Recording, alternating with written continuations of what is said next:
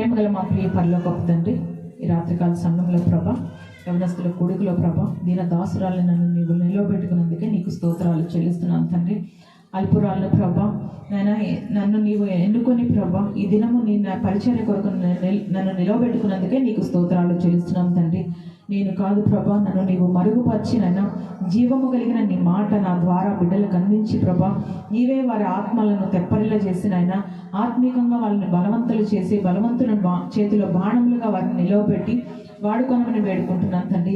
వాక్య భాగం అందించుచున్న నన్ను ప్రభా, నీ మాటలతో నాయన నాకు అందించి ప్రభా, నన్ను బలపరిచి నీ ఆత్మశక్తి చేత నింపి నీవే మహిమ పొందమని సమస్తమును నీ కృపగల హస్తాలకి అప్పగించుకొని మా ప్రభువును రక్షకుడైన క్రీస్తు యేసు నామమున ప్రార్థించి వేడుకుంటున్నాను తండ్రి.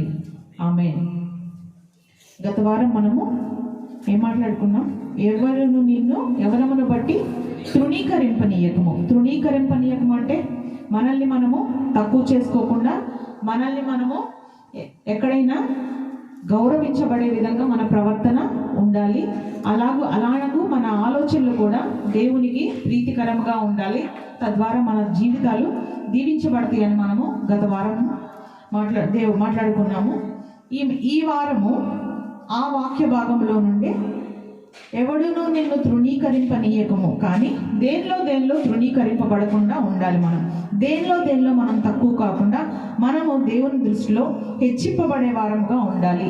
ఏ విషయాలలో మనము దేవుని యొద్ద గణపరచబడే వారముగా ఉండాలి, లోకంలో కూడా గౌరవింపబడే వారముగా ఉండాలి అని చూసినట్లయితే ఇక్కడ మాటలో, ప్రవర్తనలో, ప్రేమలో, విశ్వాసములో, పవిత్రతలో, ఈ వీటిలన్నిట్లో మనము దేవునికి మహిమకరంగా ఉండాలి.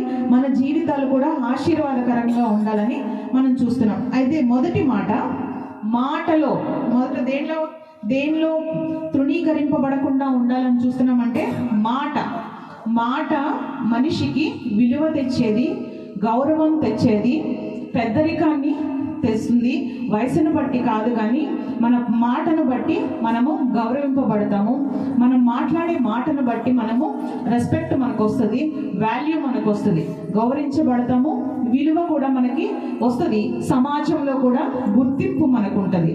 అది వయసును బట్టి కానీ, హోదాను బట్టి కానీ, మన ఉద్యోగముని బట్టి కానీ, లేదంటే మన హుందాతనాన్ని బట్టి కానీ మనకి గౌరవం రాదు. కానీ మాట వలన మాత్రమే మనకి గౌరవం వస్తుంది. మనం మాట్లాడే తీరును బట్టే మనకి ఎవరైనా రెస్పెక్ట్ ఇస్తారు. మనం మాట్లాడే తీరును బట్టే మనకి పెద్దరికం వస్తుంది. మనం మాట్లాడే తీరును బట్టే మనకు వాల్యూ వస్తుంది. కాబట్టి మాట చాలా ప్రాముఖ్యమైనది మనిషికి. మనిషి ఆహారము నోటి ద్వారా తీసుకుంటాడు, తద్వారా మనిషి జీవించడానికి శక్తి, బలం వస్తుంది. నోటి ద్వారానే మనిషి ఎక్కడైనా తృణీకరింపబడతాడు. కాబట్టి మనకు ఆరోగ్యం రావాలన్నా, గౌరవం రావాలన్నా, మర్యాద రావాలన్నా, ఏది చేయాలన్నా మొదట మన నోటి ద్వారానే జరుగుతుంది. ఆ నోటిని మనము మాట ద్వారా జాగ్రత్తగా మనము కాచుకోగలిగితే మనము చాలా వృద్ధిలోనికి మన జీవితాలు వస్తాయని ఇక్కడ మనము చూస్తున్నాం. కాబట్టి మాటలో జాగ్రత్తగా ఉండమని చెప్తున్నారు. కాబట్టి మనం చేయవలసింది ఏంటంటే మన మాటను మనము జాగ్రత్తగా మాట్లాడాలి. ఒక్క మాటే కదా, ఒక్క మాట అన్నాను నేను, దానికి 4 మాటలు అన్నారు అని అనిపించుకోకుండా ఆ ఒక్క మాట జాగ్రత్తగా మాట్లాడితే ఆ 4 మాటలు మనము పడవలసిన అవసరం ఉండదు. కాబట్టి మనము నేను పెద్దదాన్ని, లేదంటే నేను పెద్దవాడిని, లేదంటే సమాజంలో నేను హోదా కలిగిన వాడిని, లేదంటే నేను సమాజంలో నేను పెద్దరికంగా ఉంటున్నాను, నన్ను అలా మాట్లాడటం ఏంటంటే అది పెద్దరికమైన, చిన్నవారైనా గౌరవం రావాలంటే మాట ద్వారానే వస్తుంది. కాబట్టి మనం మాట విధేయత కలిగినదిగా, వినయము కలిగినదిగా మాట్లాడితే మనము ఎవరైనా మనకి రెస్పెక్ట్ ఇస్తారు. వారు చిన్నవారు అవ్వచ్చు, పెద్దవారు అవ్వచ్చు. కాబట్టి మన మాటని మనము జాగ్రత్తగా మాట్లాడే వారముగా ఉండాలి. అదే మాట సామెతల గ్రంథంలో వ్రాయబడింది. చూడండి, మన మాటలు ఎలా మాట్లాడాలి, ఎలా ఉంటాయి సమాజంలో మాటలు అనేవి మనం చూస్తే సామెతల గ్రంథము 19వ అధ్యాయము, సామెతల గ్రంథము 19వ అధ్యాయము 29వ వచనము. అపహాసకులకు తీర్పులను, బుద్ధిహీనుల వీపులకు దెబ్బలను నియమించబడి ఉన్నది. ఎవరు అపహాసకులు అంటే ఎదుటి వారిని కామెంట్స్ చేసేవాళ్ళు, అల్లరి చిల్లరగా మాట్లాడేవారు, వ్యంగ్యముగా మాట్లాడేవారు, కాలక్షేపం కోసము ఇతరుల జీవితాల గురించి మాట్లాడుకునేవారు. వారిని అపహాసకులు అంటారు. కాబట్టి అపహాసకులకు ఏమున్నాయి? ఇక్కడ తీర్పు ఉంటుందంట. అపహాసకులు తీర్పు పాలవుతారు. కాబట్టి కాలక్షేపం కోసమో నవ్వుకోవటం కోసమో అవతలని ఇబ్బంది పెట్టే మాటలు మనము మాట్లాడే వారముగా మనము ఉండకూడదు. ఆ మాటలు ఎవరు మాట్లాడతారు? బుద్ధిహీనులు. ఎవరు మాట్లాడతారు? బుద్ధి కలిగిన వారు, జ్ఞానము కలిగిన వారు ఎవరు ఎదుటి వారిని తృణీకరించి మాట్లాడరు, తక్కువ చేసి మాట్లాడరు. కానీ ఈ బుద్ధిహీనులు, అపహాసకులకు తీర్పులుంటాయి. ఈ బుద్ధిహీనుల వీపులకు దెబ్బలు నియమించబడి ఉన్నాయంట. కానీ దేవుడు దెబ్బ కొడతాడు. కానీ మనము ఆ క్షణము మనము సంతోషించే వారముగా ఉండొచ్చు, కానీ ఆ క్షణం మనకు ఎంటర్టైన్మెంట్ ఉండొచ్చు, కానీ ఆ క్షణము మనకు కాలక్షేపం జరగవచ్చు. కానీ దేవుడు చూస్తున్నాడు. మనం మాట్లాడే ప్రతి మాటకి దేవుడు బుద్ధి చెప్పేవాడుగా ఉన్నాడు. ఆయన దెబ్బలు వేస్తాడంట. కాబట్టి బుద్ధిహీనులు అలాంటి మాటలు మాట్లాడతారు. అపహాసకుల మాటలు మనము మాట్లాడకూడదు. అపహాసకులు కూర్చుండు చోట కూర్చుండకుడి అని చెప్పాడు దేవుడు. కాబట్టి అపహాసపు మాటలు, అది వ్యంగ్యంగా మాట్లాడే మాటలు, యవనస్తులు ఎక్కువగా ఇలాంటి వాటిల్లో ఉంటారు. ఎవరో ఒకరిని కామెంట్ చేయటము, కాలక్షేపానికి ఎక్కడో ఒక చోట కూర్చోము, అందరి గురించి వ్యంగ్యంగా మాట్లాడటము, చిన్నవారిని గురించి అయితే మాకంటే చిన్నవాడు కాబట్టి ఏమైనా మాట్లాడవచ్చు అన్న ఉద్దేశం వారికి ఉంటుంది. అది కాలక్షేపము, ఎంటర్టైన్మెంట్ అని మీకు అనిపించవచ్చు, కానీ దేవుని దృష్టిలో అది చాలా తప్పు. దేవుడు దానికి ఏం చెప్తున్నాడు? దెబ్బలు ఉన్నాయని చెప్తున్నాడు. కాబట్టి మన జీవితాల్లో ఏదైనా శ్రమలు, ఇబ్బందులు రావడానికి కూడా అవకాశం ఉంటుంది. కాబట్టి మనము మన నోటిని జాగ్రత్తగా కాపాడుకునే వారముగా మనం ఉండాలి. అదే సామెతల గ్రంథంలోనే 3వ అధ్యాయము 34వ వచనంలో కూడా ఒక మాట వ్రాయబడింది. 3వ అధ్యాయము 34వ వచనము, అపహాసకులను ఆయన అపహసించును. మనము ఎవరినైనా అపహసించినప్పుడు మనం కూడా అపహాస్యానికి పాలవుతాము. ఆ క్షణము మనకు అనిపించకపోవచ్చు. నేను కాసేపు నవ్వుకున్నాము, బాగా ఎంజాయ్ చేసామని అనిపించవచ్చు, కానీ ఆ తర్వాత అదే మనం కూడా అనుభవించాల్సి వస్తుంది. అపహాసకులను ఆయన అపహసిస్తాడంట. దేవుడు అపహసిస్తే మనము ఏమవుతాము? మన గౌరవం ఏమవుతుంది? మన మర్యాద ఏమవుతుంది? మన వయసును బట్టి, లేకపోతే మన జీవితాన్ని బట్టి, మన హుందాతనాన్ని బట్టి మనము అవతల వారిని ఒకవేళ అపహసించవచ్చు, కానీ ఆ తర్వాత దేవుడు మనల్ని అపహాస్యం పాలు చేస్తాడు ఇక్కడ. అందుకని మనము మన మాటల్ని జాగ్రత్తగా మనము కాపాడుకోవాలి. కాలక్షేపానికో లేదా ఆ పక్కన వారిని కాసేపు నవ్వుకోవటానికో మనము ఇతరుల గురించి మాట్లాడుకునే వారముగా మనం ఉండకూడదు. అదే సామెతల గ్రంథంలోనే 15వ అధ్యాయం 4వ వచనంలో కూడా 15వ అధ్యాయం 4వ వచనంలో, సాత్వికమైన నాలుక జీవవృక్షము. సాత్వికంగా ఉంటే వాళ్ళు జీవవృక్షం, అంటే ఎప్పటికీ చిరస్థాయిగా నిలబడిపోయేవారుగా వారు ఉంటారు. జీవవృక్షము దానిలో కుటిలత ఉండిన ఎడల ఆత్మకు భంగము కలుగుతుంది. కాబట్టి మన మాటల్లో కుటిలత ఉంటే ఆత్మకు భంగం కలుగుతుంది. శరీరానికి అనారోగ్యం ఎలా వస్తుందో ఆత్మకు కూడా అనారోగ్యము అంటే భంగము కలుగుతుంది. ఆత్మలో మనము తక్కువ నశించినట్లయితే, ఆత్మలో మనము బలము లేకపోయినట్లయితే శ్రమ వచ్చినప్పుడు మనం తట్టుకోలేము. మనకు ఉద్యోగాలు, చదువులు, లేదంటే మన భవిష్యత్తు గురించిన ఆలోచన మనకి తక్కువైపోతుంది.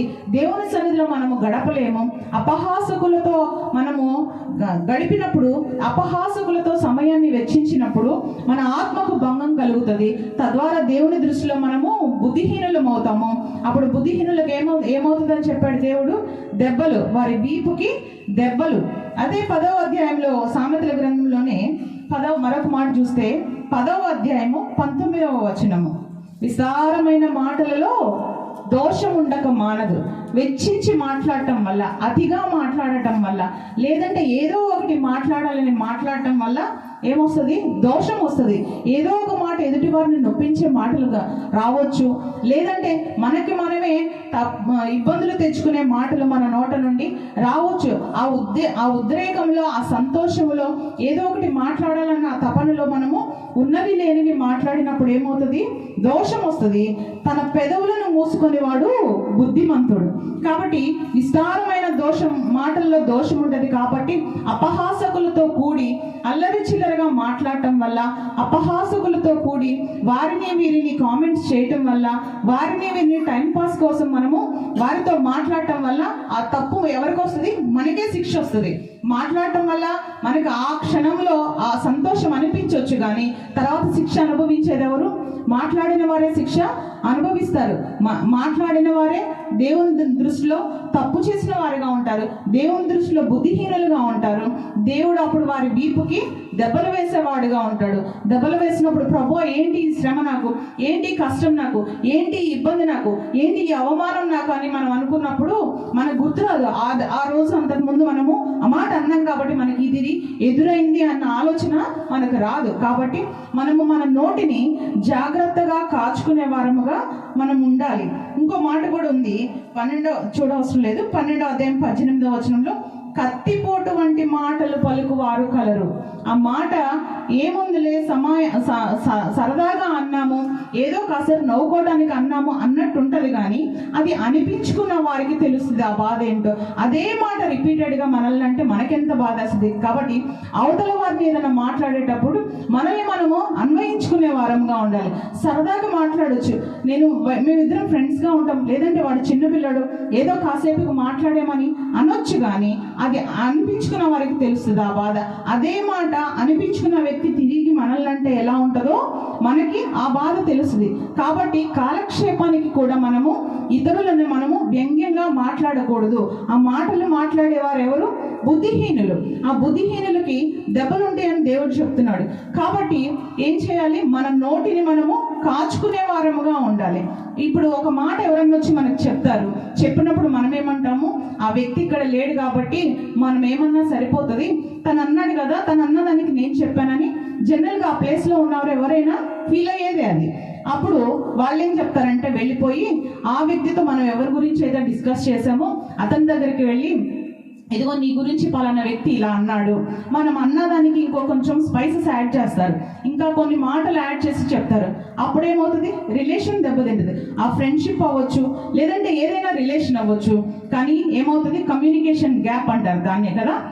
ఇక్కడ నుంచి అక్కడికి వెళ్ళేటప్పటికి అక్కడ ఒక వ్యక్తి, మొన్న విజయబాబు గారు కూడా అన్నారు, ఒక వ్యక్తి చనిపోయిందని చెప్తే పరామర్శించడానికి వెళ్తే తను చక్కగా ఉందని. అలాగే కొన్ని ఉన్నవి లేనివి యాడ్ చేసి చెప్పే విధంగా ఉంటాయి. కాబట్టి ఎవరైనా ఏదైనా చెప్పినప్పుడు మనము కూడా వారితో ఏకీభవించే వారముగా ఉండకుండా, వారి మాటలతో మనము ఏకీభవించే వారముగా కాకుండా మనము మన నోటిని జాగ్రత్తగా కాపాడుకోవాలని ఇక్కడ మనము చూస్తున్నాము. అప్పుడే మన జీవితాలకి క్షేమము కలుగుతుంది, మన ఆత్మకి బలము కలుగుతుంది. కాబట్టి మనం మాట్లాడే మాట చాలా జాగ్రత్తగా ఉండాలి, చాలా విలువైనదిగా ఉండాలి. తద్వారానే మనకి సమాజంలో కానీ ఆత్మీయతలో కానీ ఎక్కడైనా మనము బలవంతులుగా ఉండగలుగుతాము, గౌరవం తెచ్చుకునే వారముగా మనము ఉంటాము.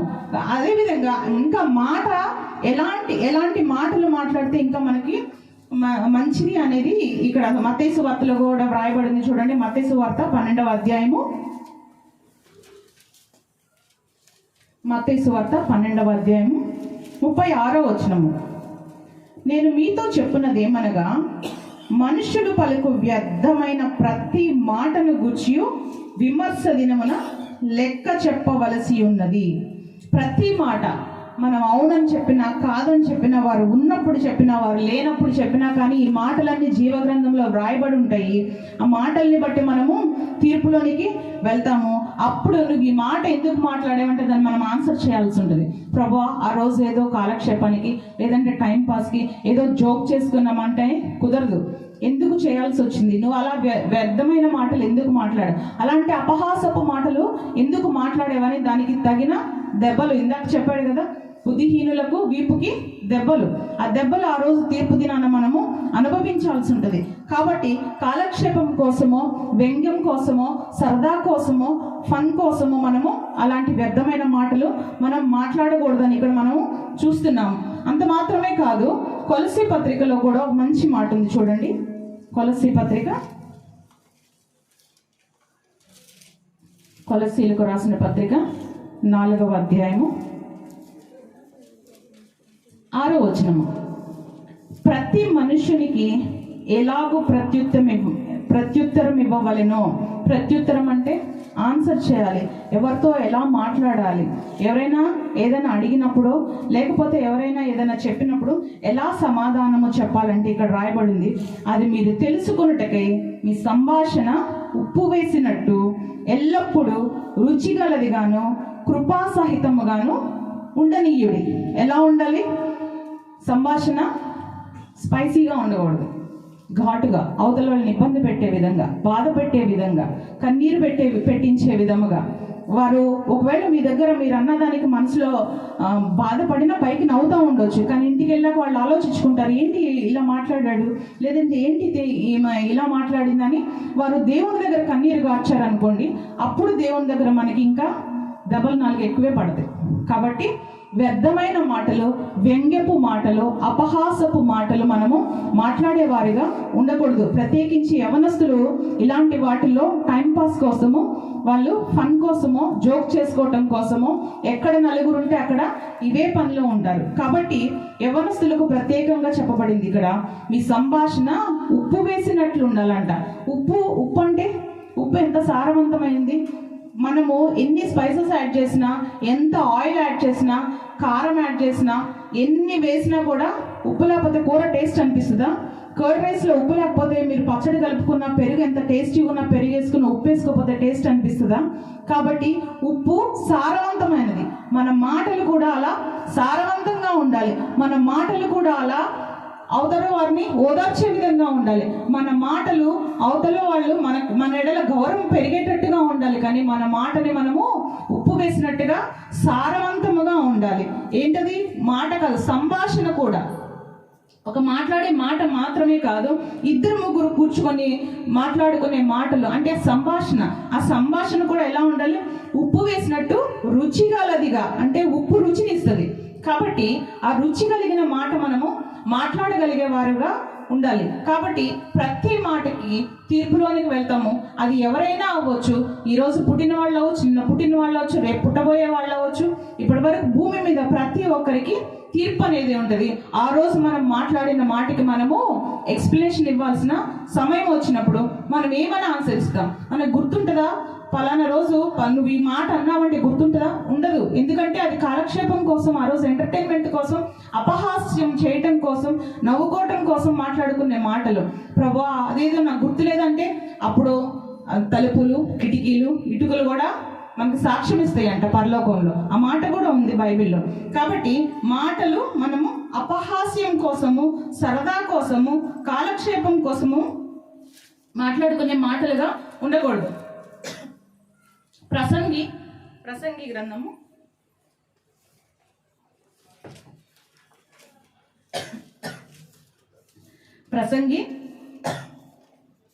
11వ అధ్యాయము 9వ వచనము. ప్రసంగి 11:9. అందరు చూడండి. 562 పేజ్ నంబర్, పాత నిబంధనలో 11వ అధ్యాయము 9వ వచనము. యవనుడా, నీ యవనమందు సంతోషపడుము, నీ యవన కాలమందు నీ హృదయము సంతుష్టిగా ఉండనేమో. సంతుష్టిగా అంటే నీకు ఎలా కావాలంటే అలా, నీ ఇష్టం వచ్చినట్టుగా, నీకు ఏది చేయాలనిపిస్తే అది చెయ్యి.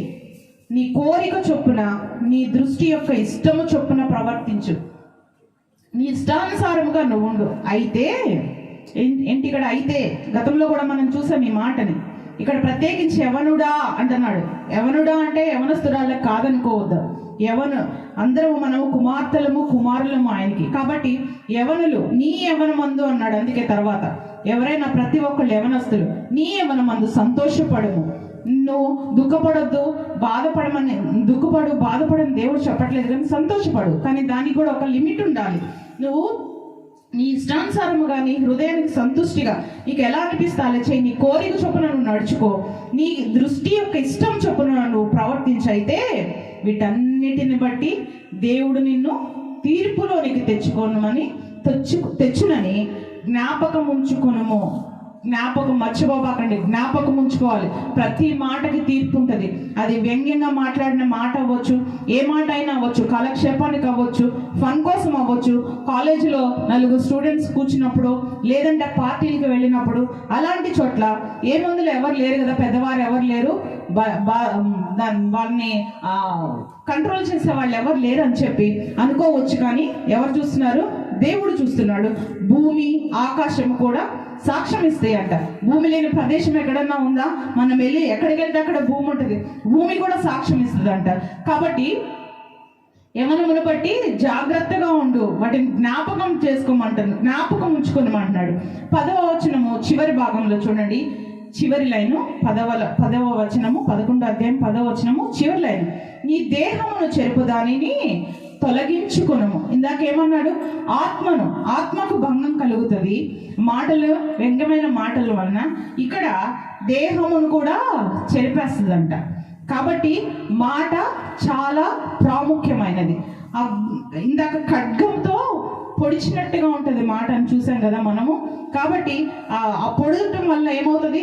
దేహానికి ఆత్మకి రెంటికి ప్రయోజనకరముగా ఉండదు. అది ఇబ్బందులు తెచ్చేదిగా ఉంటుంది.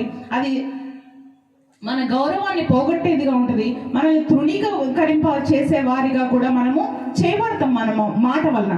కాబట్టి మన మాటని జాగ్రత్తగా కాచుకొని వ్యంగ్యముగా, కాలక్షేపం కోసము,